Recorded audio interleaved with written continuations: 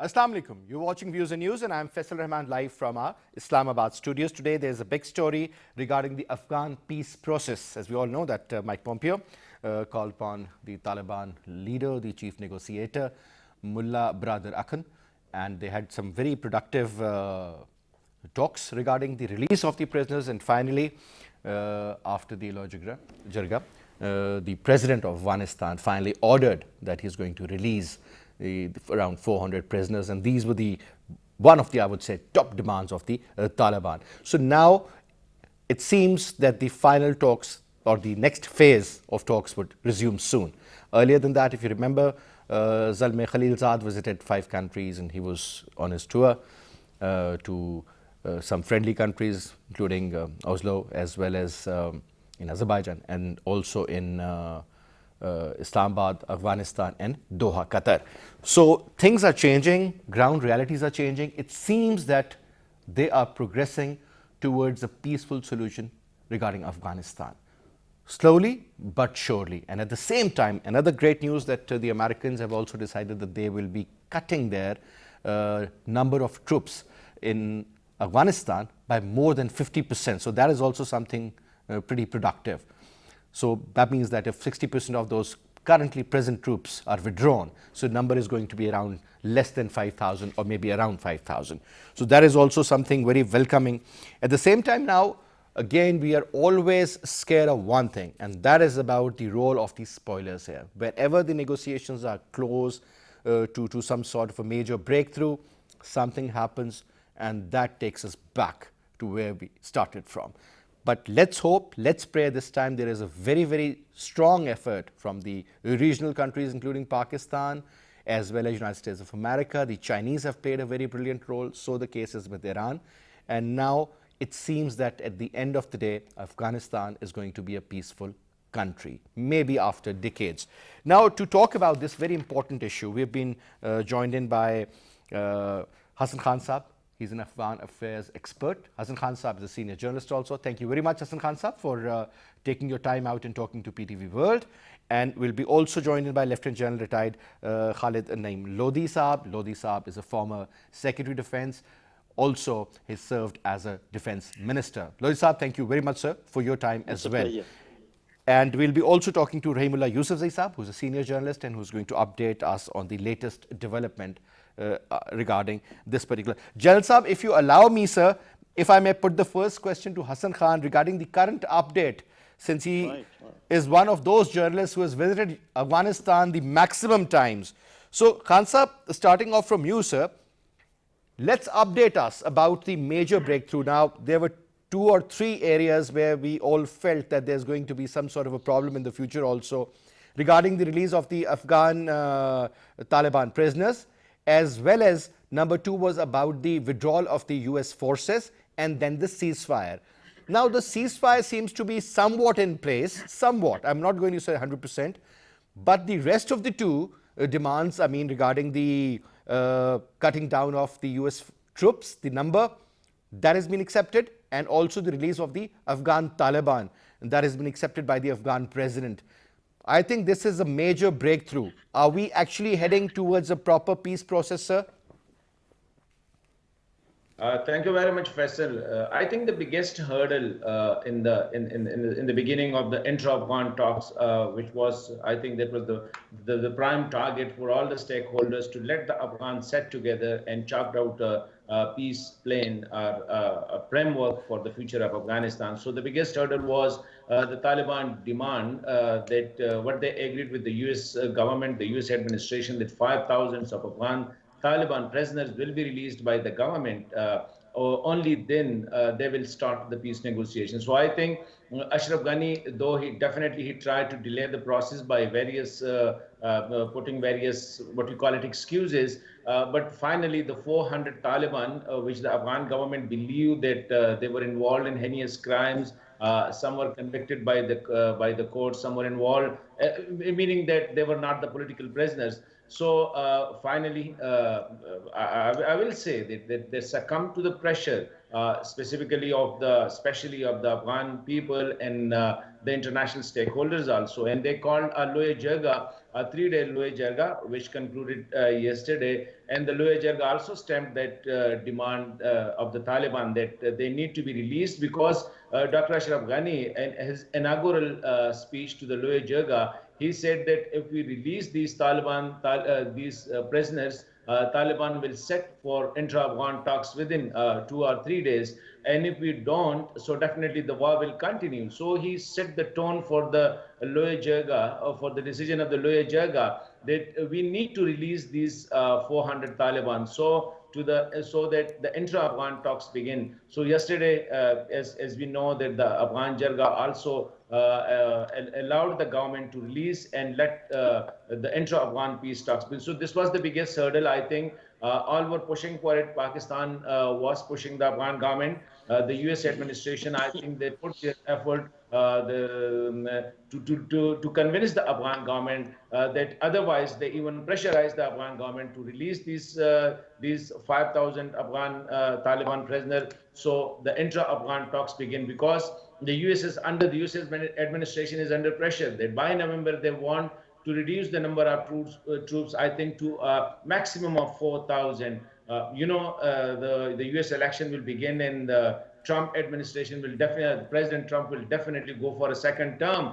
And this was his biggest election slogan in the first round of his presidential election, that he wanted to close the Afghan chapter. And I think to an extent, I believe that the Afghan government, the people of Afghanistan, the Taliban, and the international stakeholders, including But Pakistan, Khan China, Sahab, one quick comment before I go to General Saab. Tell us, the Afghan president did it, on his own, or was he under some sort of a pressure from the Americans, especially Mike Pompeo or Mark Esper for that matter? I think, Faisal, you know that when on February 29, the agreement was signed between Taliban and the US administration, the president's first response was that we are not supposed to release these Taliban prisoners on that agreement, on the basis of that agreement, because he believed that Afghan government was not part of that agreement. So he tried to delay it. But after that, the pressure from the US administration, even the economic, the reducing the economic aid, etc. And personally, I believe that this Loya Jirga, if Dr. Ghani was serious, he should have called this Jirga when he refused to release the Afghan Taliban initially, because the initial agreement was that on 10th of March, the intra-Afghan dialogue will begin. But unfortunately, Dr. Ghani, yeah. All right. Now, General Lodhi Saab, first of all, sir, when we talk about the Trump administration for that matter, generally it is believed that their main ideology is to look inward, America first. This is the basics. Now, for the American public, honestly speaking, very few people would really vote Trump on the basis of what he has done in Afghanistan, if he brings in peace for that matter. Their local issues, their education, their health issues, their unemployment issue, and so much more which is going on due to COVID, I think that is going to be the real deal for him. Now, first of all, sir, that impact, and secondly also, do tell us that same president a few months ago totally refused that. He even said that nothing of that sort was talked about during the talks. Nobody informed me or anything. They have done that on their own and we do not accept it. But now the same president had to admit and had to believe in what the Loya Jirga finally decided. Why this transformation? Thank you very much. I think just a word or two on the American politics. You are right that they are looking inwards. And that is why Trump got that majority last time also. Probably he will, if he continues on the same lines, he is likely to be elected again. So he's going according to his own promises, and many people in America, they like that policy. However, the establishment may not be very happy because the superpower cannot only look inwards; they have to look outwards also. But we'll leave it at that. We'll discuss this in sometimes else. Sometimes later. As far as about Afghans, I really appreciate them for their valor. They are very brave people, And I also appreciate them for their practical approach. Whether whatever you see, whenever there's time to fight, they fight like warriors, and whenever there's time of thinking, they have a mind like a philosopher. So they are very pragmatic in their approach. They really find out that when is the time to budge, when is the time to talk, when is the time to fight, and all those things. And I think that is what has happened in case of Ashraf Ghani also.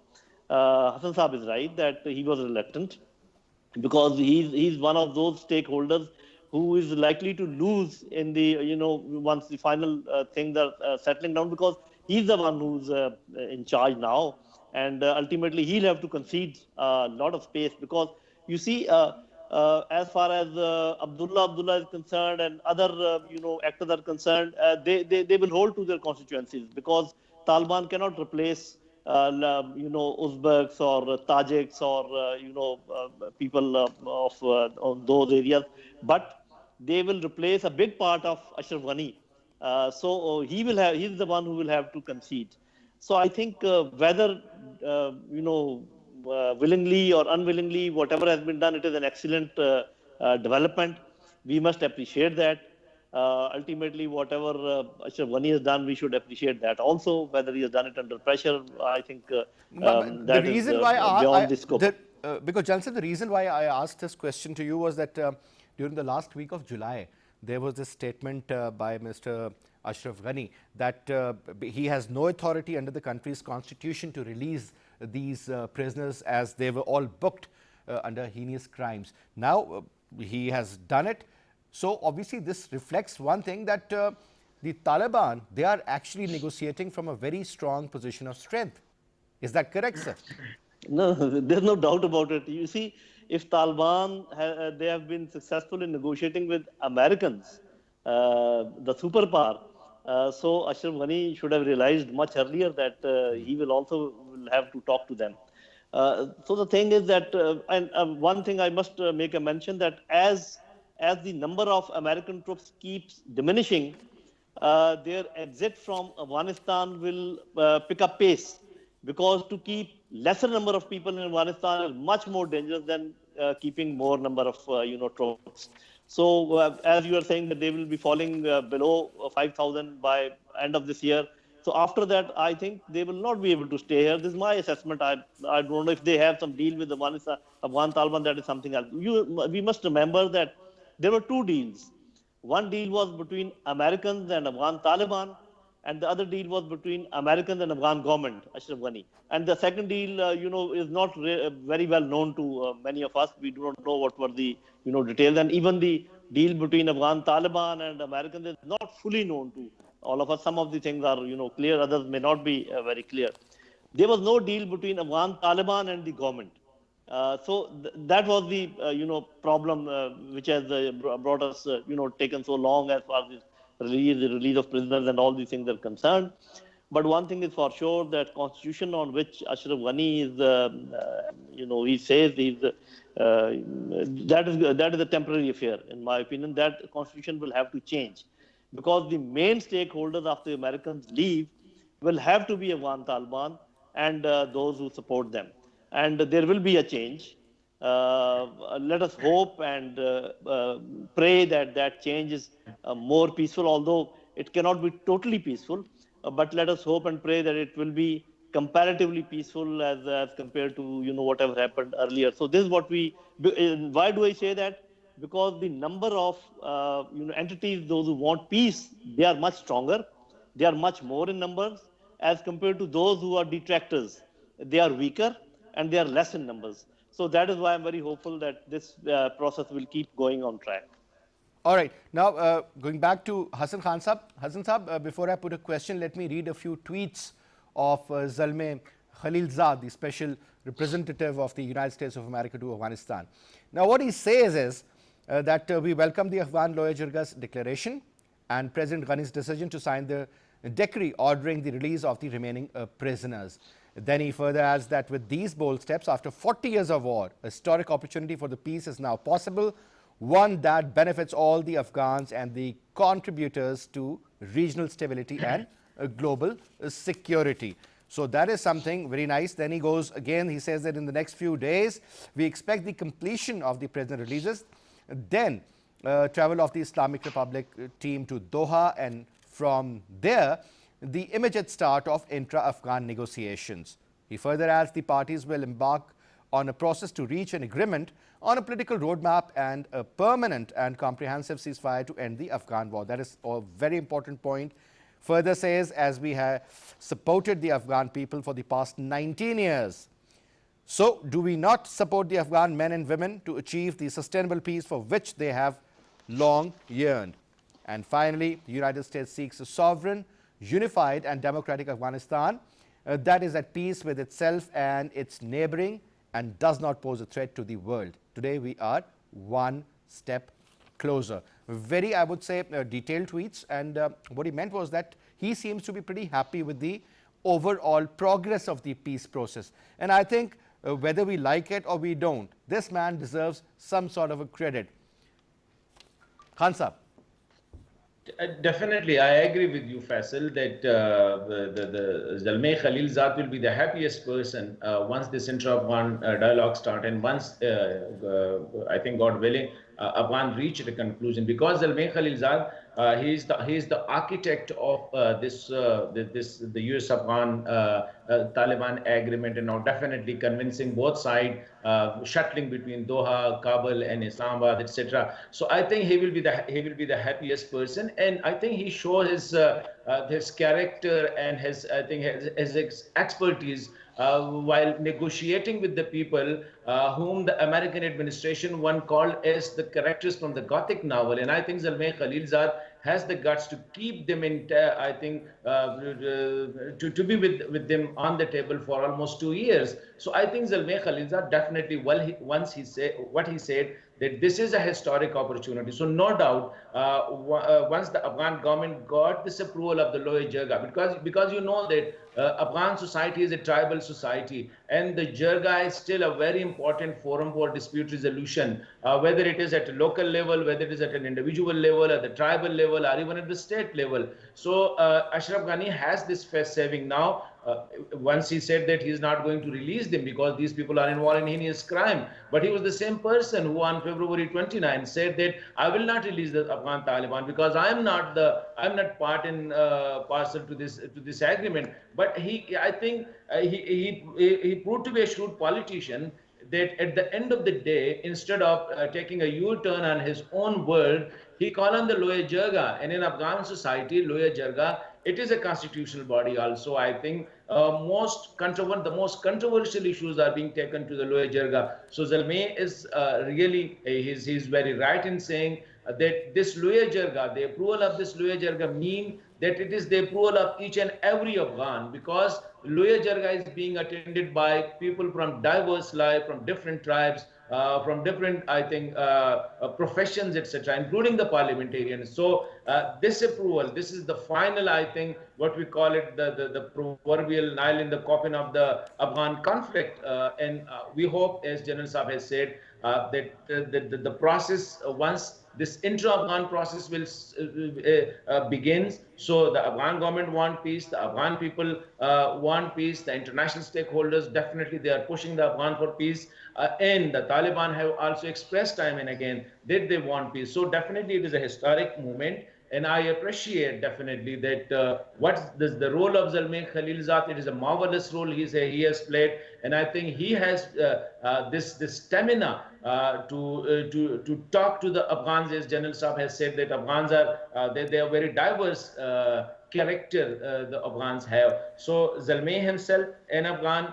And I think it was a right choice of the American administration to put him on the wheel and let him negotiate with the Khan Taliban. one more comment, and that is about the, I'm just forgetting the name of this very known Uzbek leader who has a huge guerrilla force also. Rashid Dostum. Great terms with Abdullah. Yeah, I'm just Rashid forgetting Dostum. his name. Rashid Dostum. Dostum. Now, the point is that Khan Saab, he had been saying that he can take care of the Taliban if the government supports him, and he has the weaponry and everything. Now, there is a certain mindset of that sort there as well. Plus, on top, maybe people like it or not, Abdullah always had grievances with the Taliban. Obviously, he was one of the main men of the Northern Alliance. Now, do you think that there could be an element of spoilers from within or maybe from outside of Afghanistan? Your comment, and I'll put the same question to General Saab also after this. I think Faisal, definitely yeah, there were this conflict was due to this various what we call it warlords, etc. So Rashid Dostum, no doubt, he was a powerful personality, and most of the Uzbeks militia, he was having the Uzbek militia, very ferocious militia, and I think he stayed floating for the last, I think, since the Afghan conflict began. So no doubt he has this. But you know that he was in the camp of Dr. Abdullah, and his main demand was he was adjusted as he was declared as field marshal, Yeah. and he's the third field marshal in the Afghan history. And his son Batur Dostum, I think he is also being adjusted somewhere in the Ghani administration because he is one of the main backer of Dr. Abdullah. So Dr. Abdullah is now leading the team to negotiate with the Taliban. So I think internally, definitely there will be spoilers because you know that there are people who are scavenging on war booties, and there is a new class in Afghan society who are, I think, being nurtured by this conflict. So there will be nobody can. I think you can't 100% minus that one. But what my fear is. The biggest spoiler, I think we have to be careful in the international community, that will be India, because historically India has been masquerading as friends of Afghanistan. But the fact is that India never being a friend of Afghanistan. They always try to use the land of Afghanistan against Pakistan. So Pakistan, the US, and the international community, and including the Afghan, because this proxies, the Indian proxy. And you know, during the last 10 years, during the last 15, 20 years, India has, because Pakistan has, I think, created a lot of vacuum by keeping itself out of the Afghan, the Kabul politics, because Pakistan's, the relation between whether it was the Karzai administrations and later on for the last, I think, more than 6 years with the Ghani administration, Pakistan relation remained very strained, and there was a time when line of communication was totally cut off between the Kabul and Islamabad. So that vacuum has been very subtly filled by the Indians. So Indians are everywhere. They are in the national security forces. Their people are in the NDS, etc. Everywhere, whether it is the provincial administration or the national administration. Exactly. So That's exactly what my point is now. we have to be careful of the Indians. Yes, indeed, Khan Saab, indeed. Now, General Saab, whether you talk about Chabahar in Iran, where the Indians had their interest, and because of the American pressure or otherwise, the Chinese eventually jumped in and they ousted the Indians, number one. Number two, that's major development. Number two is primarily about the role of the RAW. And it is believed that there are so many consultants from RAW inside NDS who are practically trying to destabilize Pakistan while being inside Afghanistan and using that soil, whether destabilization in Balochistan or other KP area for that matter. Now, Jalsa, $3 billion of investment of the Indians, I mean, they must be thinking otherwise. How can they expect peace in Afghanistan where they're invested so much in destabilizing all the regions, sir? You know, that would be their wish, of course, that they would not like to have peace in Afghanistan and for various reasons. But as I see, my perception is that everybody has learned their lessons within Afghanistan and also outside Afghanistan. And I see some indicators that I can share with you. You must have noticed that Afghan Taliban started talking with various factions of Afghans 2 years before. You remember there were two meetings in Moscow, one after another. In one of the meetings, there were 100 entities which attended that meeting. So Afghan Taliban were talking. This is not the first time that, although we say that intra-Afghan dialogue, this is not the first time that Afghan Taliban are talking to somebody, except for the Ashraf Ghani government. They were talking to, even Abdullah. They were talking to Uzbeks, everybody, Hazaras. They were all there. Even some women folk were there, in one of their meetings. That is one. So within and as I said that other factions within Afghanistan, those who don't want peace, they are now in minority. The gun runners, the narcotic barons, and some lords. We can put them aside. They won't be able to do much. More importantly, Pakistan and Iran, they must have learned their lesson that we must leave the Afghans at their own machination. If we try to play favorites, it will not be good for Pakistan, not be good for Iran, and not at all good for Afghanistan. And you must have noticed that in spite of the fence that we have put, that people to people, the number of places, crossing places that Pakistan has opened. Of course, Chaman is closed for temporarily. It will also get opened, inshallah. All right. So Pakistan has realized that how important it is the people to people contact. But I would urge Pakistani leadership and Iranian leadership that please sit together and don't get into any foray in future within Afghanistan. It is for all of us. It is I for think, the sir, good the of the trade entire deal is very country. important, and then not only the trade deal regarding the bilateral trade, but also the Afghan trade transit. And there's so much dependence of the Afghan government on Pakistan also, but I would say the people of Afghanistan. So, sir, if you allow me, sir, we've also been joined in by Rahimullah Yusufzai Saab, senior journalist, and a person who I think knows quite a lot in what was and is going on inside Afghanistan. Now, Yusuf Zaisa, first of all, Assalamu alaikum, and thank you very much, sir, for talking to PTV World. Thank you. Sir, today, since we are talking about this peace process, and it seems that whenever we used to talk about the logical end or the logical conclusion, finally it seems that, as they say in Urdu, der aaye durust aaye, but they are heading in the right direction. Sir, your take on the update on the current development, sir, regarding the Afghan peace process? Yes, it has been very long in coming, more than 4 decades of war, and now 19 years of war after the U.S. invasion. So I think, as you said, in the Afghanistan context, we can say, okay, it's not late because, finally they have agreed to talk to each other. And when they agree to talk to each other, it means they are willing to bargain. They are willing to give and take. And that is the good part of this arrangement. Now we know it's not going to be easy. The talks between the U.S. and Taliban took 18 months. Implementation of that deal was a challenge as well, especially the exchange of prisoners. But I think gradually things are happening. And Ashraf Ghani finally agreed, after getting this authority from the consultative Jirga, that the remaining 400 prisoners would also be released. Even if he had released them without the recommendation of the Jirga, I think it would have been welcome.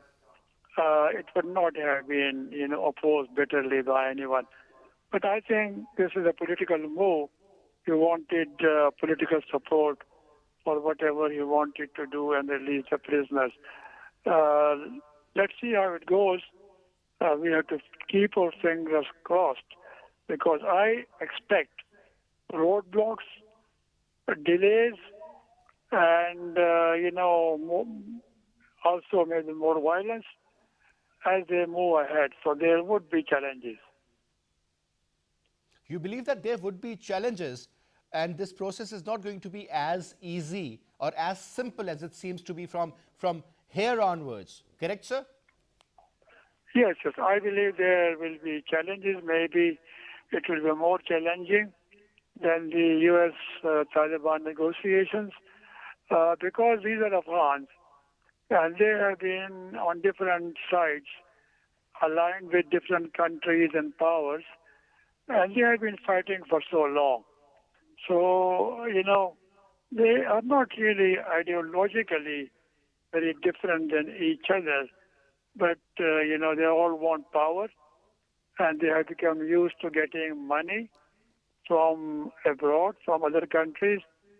So that, I think, will be the challenge. And then the issues which they will discuss, they are so,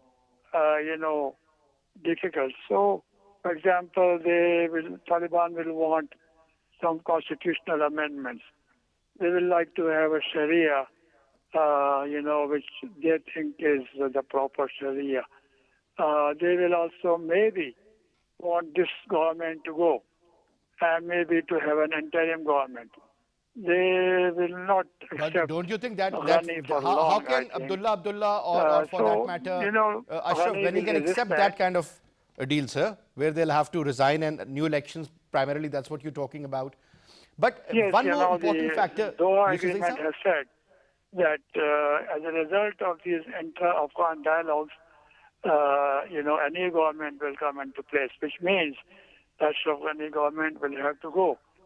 But I don't know Ashraf Ghani and his supporters will willingly and easily make room for an interim government. So that may also cause delays. So it's not, and that's why I said, foreign interference, the presence of armed fighters, the lack of a ceasefire, any increase in violence, or any attack which may take place from Afghanistan's territory on some other country. If these things happen, then it will, I think, negatively affect the peace process. All right. Now, Jalal Sahab, can you please also give us some sort of an insight regarding 2-3 important areas mentioned by Rahimullah Yousafzai Sahab? Sir, first of all, tell us about the concept of a foreign policy in a war-torn country like Afghanistan, where you are totally depending on the foreign aid primarily from the US. So how can you take your own decisions? Secondly, the economy of the country, nobody has ever talked about that, sir. Even they have to, whatever payment they are giving to their soldiers or to their, I would say, the law enforcement agencies, that's also coming in the form of dollars from the United States of America. If there is a withdrawal that takes place, obviously the budget is going to be cut down. The survival would be a problem. And don't you think that could actually be the biggest threat and could lead Afghanistan into a civil war-like situation, sir? True, these are great challenges, and I think there are 2-3 layers of we say relationships between various actors which will influence Afghanistan. The first is the standoff between China and America. Now, we are right in the middle of pandemic, and one cannot really predict that what sort of world is going to emerge after this pandemic ends, whenever it ends, after a year or 6 months, nobody can say. But definitely it will shake the existing political framework of the world and maybe also the economic framework of the world. So that is a problem. You must have seen that China is comparatively silent, but China has the capacity to invest a lot in Afghanistan, and for the reasons which are so obvious. If you really want to reap, fruits of CPEC, and also whatever is now they are investing in Iran, it will only bear full fruit if Afghanistan is settled and Central Asian countries are integrated into this whole scheme. Then it will be a very big and very successful project. So we should not undermine what China will be thinking. So China, Russia, Central Asian countries, Iran, Pakistan, Turkey, of course Afghanistan. This is one big bloc which can, I think, sustain themselves, even if American aid is not there, if the cards are played properly. But we should also remember that a superpower like America will try to retain its influence in Afghanistan through whatever means is possible. And the one of the means is money, of course, but the other means also. They have lost any base in Iran, so that is not possible. Whatever they tried with India, that is not working because India is not a neighbor of Afghanistan, although they claim through Kashmir and all that. And they have not shown, they have not done well as far as, any vacuum they have not been able to fill in Afghanistan. Maybe the expectations of the US from the Indians were too high, right. sir. Yeah. So, yes, that is true. But one danger which I see, that now there will be a lot of pressure on Pakistan through America to maintain its influence in Afghanistan. That will be killing if we really don't play our cards well, because on one side is China and CPEC, and Central Asian countries and Afghanistan, Afghan people. And on the other side, if we try to play, second fiddle to USA, which I always suspect and I always fear, because they only have to buy a few heads from Pakistan and everything starts going. I just hope and pray that doesn't happen. So if that doesn't happen, if Pakistan doesn't play as a spoiler, which I am sure we should not do it, we are not that naive. And if Iran and Pakistan they sit together and they make sure that there's no proxies which these two countries try to nurture in Afghanistan, everything will be all right. It will take some time, as Rahimullah Yusufzai Saab is saying. There's no second opinion about it. But my only suspicion is, and on this note I will end, that if Americans fail to have a positive influence in Afghanistan, they might try to have a negative influence. That is, they might try to have some turmoil in Afghanistan. They would like to leave peacefully, but if they fail to have any influence, they might like to have a turmoil, because they would not like China and Russia to use this route of Central Asian countries, Iran, Pakistan, and go to the Arabian Sea. Now, this is a big thing. What I'm saying, let us see what happens. All right, sir. Well, that is something pretty interesting. Hassan Khan Saab, another important, rather very important area mentioned by Rahimullah Yusufzai Saab was regarding the possibility of a new election. Now, if that sort of a demand is kept on the table, sir, do you think that is going to be acceptable to Abdullah Abdullah or Ashraf Ghani? I mean, in the previous election, what happened? John Kerry had to intervene. Again, this time, the Americans, they had to intervene to settle both of these to a certain level, that fine, you hold this and you hold this position. But that is something that could lead to a problem, sir, where there's a third equally important party involved. I think Faisal, Rahimullah Yusufzai Saab has very candidly said and described the character of Afghans. And this is, I think, there is a historical elements also. And specifically for the last 4 decades, I think the Afghans have been through a war. They have been through a conflict. So there are sensitivities definitely also. But I think as for the, look at the whole process since February 29 onward. I think it is the pressure which is keeping the wheel moving. Otherwise, I think if we look at the reluctance of Dr. Ashraf Ghani initially, and once the elections were held, how Dr. Abdullah and Dr. Ashraf Ghani were again make friends with each other, and now they have joined their hands, etc.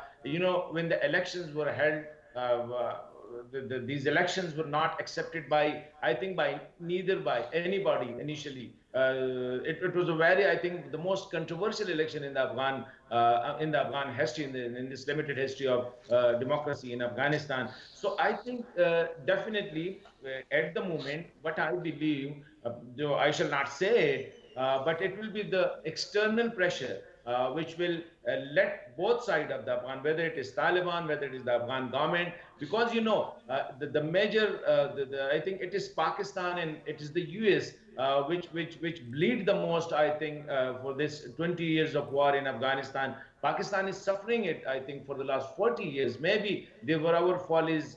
I'm not going into their details or not. But the fact is that the people of Pakistan, the entire Pakistan, right from Khyber to Karachi, everybody, and I think every land suffer due to the millions of Afghans who cross the border. Even today they are crossing the border. So I think Pakistan need to be vigilant. And the US, I think it is that the US has lost almost 3,000 troops and more than $1 trillion in Afghanistan. So definitely they will also not let it spoil or let it being, I think, dragged by the Afghans, who may be happy in fighting with each other, but I think the people of Afghanistan are not. So whether the Ashraf Ghani want it or not, whether Taliban want it or not, I think Pakistan has major stakes, in a peaceful Afghanistan. The US has currently major stakes in the use in the current Afghanistan, in the peaceful Afghanistan, and definitely China, because if China want to have a CPEC, if China want to have a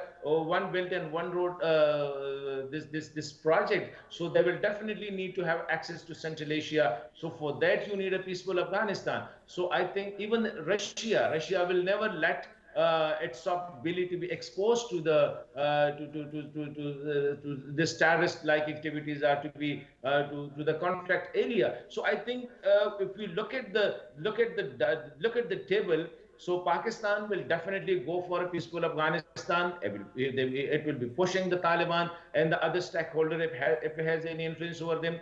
US is, I think, for US a peaceful Afghanistan is the only option.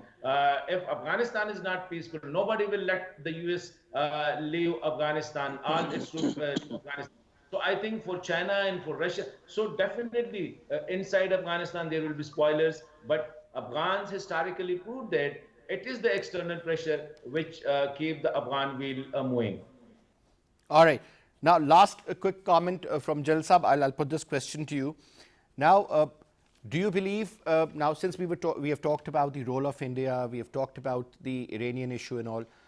Now, looking at the current developing story in Pakistan regarding the Gulf states and the relationship and all, and then you also spoke about the new alignments that could be Russia, that could be China, that could be the Central Asian states, Iran, Afghanistan, Pakistan, Turkey, all the way up. I mean, that's a very, very solid bloc. They have everything possibly one can think of. You talk about minerals, you talk about energy resources, you talk about other precious metals for that matter, and so on and so forth. And they're huge countries with huge areas. So obviously when you talk about farming and cultivation and food security, that is something of prime concern, despite the fact that there is a huge threat of global warming, which we are witnessing these days as well. Now, sir, but at the same time, the Americans are exerting pressure, and it seems that there is an other block in making, the Indo-US pact, or whatever pact you may call it, in the Indian Ocean. Do you think that this environment is conducive enough that these countries can practically grow in terms of economy after this COVID issue is like taken care of to a certain level, sir? Or there could be a potential threat there as well? What I sense is that the attention of US, India, Australia, this Quad bloc, that is now turning a little away from Central Asia and from Afghanistan, and they are going towards Pacific and Indian Ocean. So that might release this, this region which you are talking about. You counted all the countries. I don't have to count them once again. So if they are left at their own, probably there is a very good future for this, area, for this entire area. And I think they should be capable of doing it. Yes, if Americans, they continue interfering, because the problem is we understand very well, Americans are against Chinese, CPEC and Chinese expansion. They are against Russia going to the warm waters. So they will do everything, whatever is possible. They will first try to have a peaceful Afghanistan and have their influence there. And as I said, if they fail in that, they would like to have Afghanistan in turmoil, using whatever instrument they can use. But what I feel is that, one, their attention is diverting away from this area. And secondly, the people who want peace, they are much more in number and much stronger in this area. So ultimately, I'm very hopeful the peace will prevail and this region will, bear fruit of peaceful coexistence in the future, which I see. And I see a very bright future for this region, inshallah. Well, let's hope and pray, sir. Thank you very much, General Lodhi. Thank you very much, Hasan Khan Saab. And that's all we have for this. I'll see you again tomorrow at 8. Till then, you take good care. Khuda Hafiz.